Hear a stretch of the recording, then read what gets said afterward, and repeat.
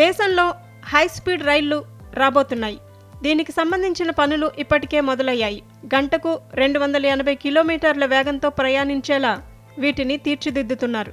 BEMLతో కలిసి చెన్నైలోని integral coach ఫ్యాక్టరీలో ఈ రైళ్ల డిజైన్ తయారీ కొనసాగుతోందని రైల్వే శాఖ మంత్రి అశ్వనీ వైష్ణవ్ వెల్లడించారు. బీజేపీ ఎంపీ సుధీర్ గుప్తా అడిగిన ప్రశ్నకు ఈ మేరకు ఆయన లిఖితపూర్వక సమాధానం ఇచ్చారు.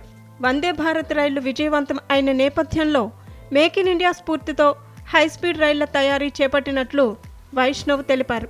ఇందుకోసం ఒక్కో కారుకు ట్యాక్సులు మినహాయించి 28 కోట్లు ఖర్చవుతుందని చెప్పారు. ఇతర బోగీలతో పోలిస్తే ఈ ఖర్చు ఎక్కువని పేర్కొన్నారు.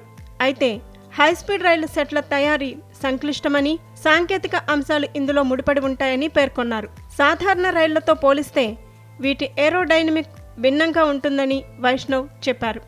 గాలి చొచ్చుకు రావడానికి వీలు లేకుండా బాడీ ఉంటుందని పేర్కొన్నారు. మొత్తం అన్ని చైర్ కార్సే ఉంటాయని చెప్పారు. అత్యాధునిక ఫీచర్లు ఉంటాయన్నారు.